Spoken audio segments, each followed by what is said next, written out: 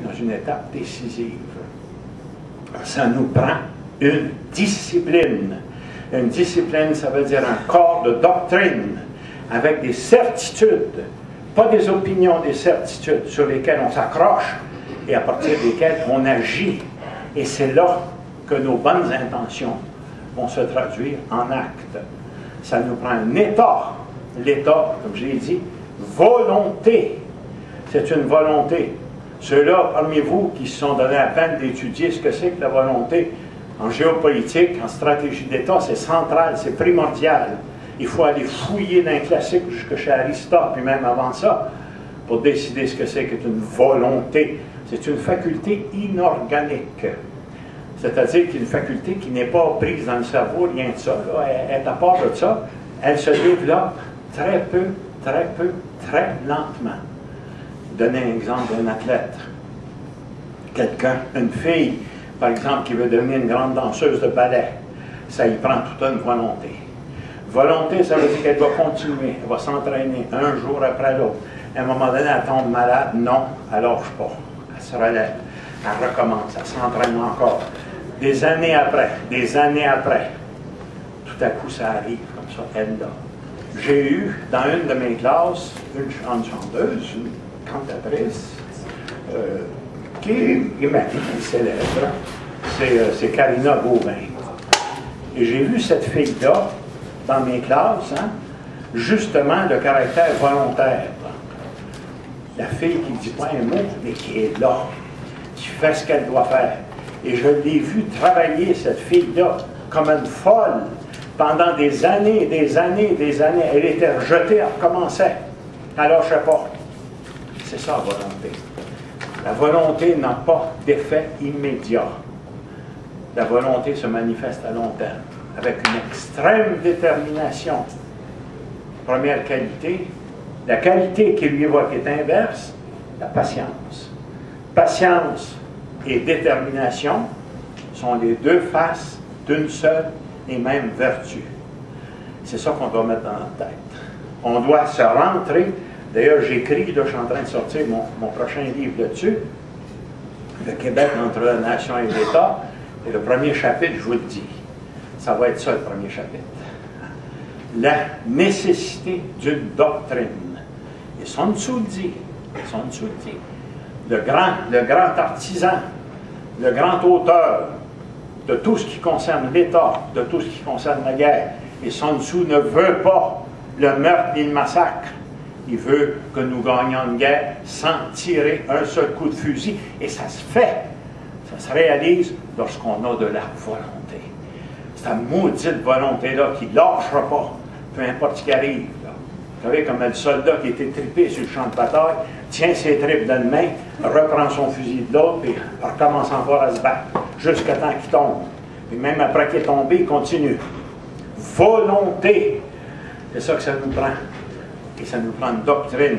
Et pour acquérir la doctrine, ça fait partie de l'acquisition de la volonté.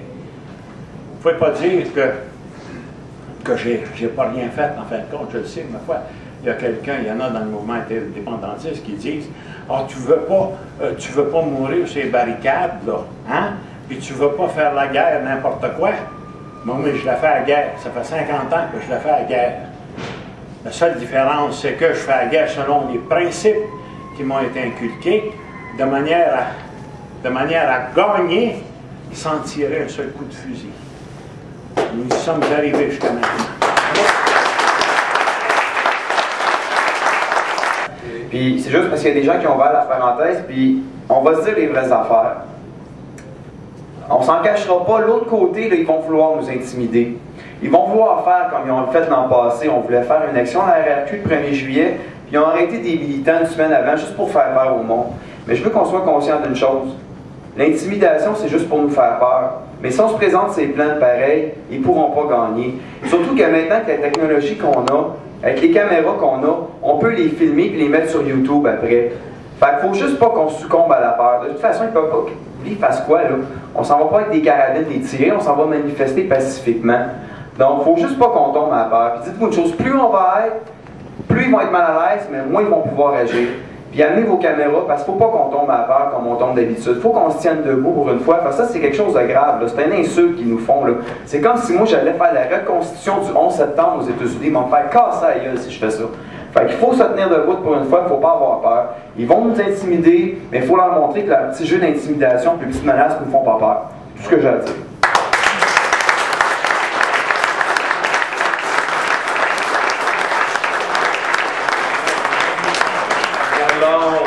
Je serai bref aussi. Mon nom est Pierre-Luc Bégin, pour ceux qui ne me connaissent pas, directeur des éditions du Québécois, vice-président du réseau de résistance du Québécois.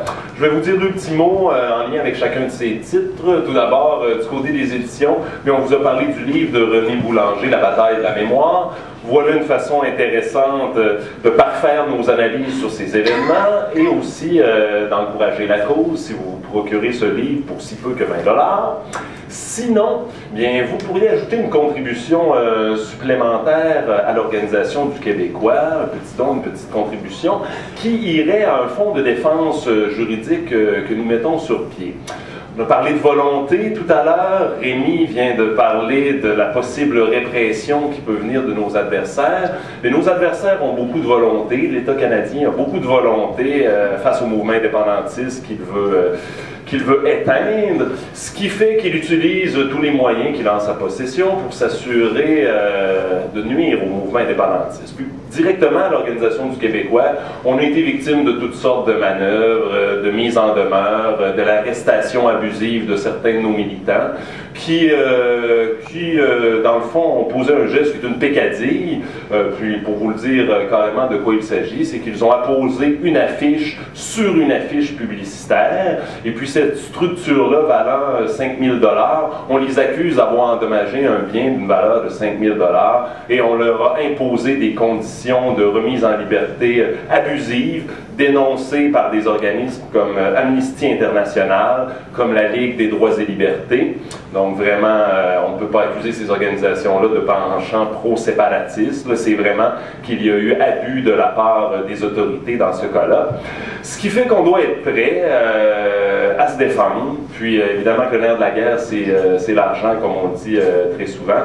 C'est pourquoi l'Organisation du Québécois vont décider de se doter d'un fonds de défense juridique qui ira à la défense des militants qui pourraient être victimes d'harcèlement policier, d'arrestations arbitraires, puis de toutes sortes de manœuvres qui sont malheureusement possibles. Il ne faut pas être naïf par rapport à la façon dont les fédéraux puis nos adversaires peuvent réagir par rapport à notre mouvement. Donc, si vous voulez ajouter une petite contribution à l'achat du livre de M. Boulanger, bien, cette contribution ira au fonds de défense juridique que nous mettons sur pied.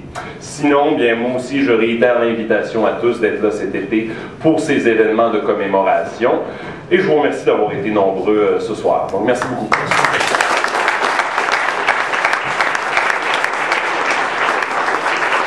Une dernière intervention. Bonsoir, messieurs, dames. Jean Mérès, reconstituteur. J'ai été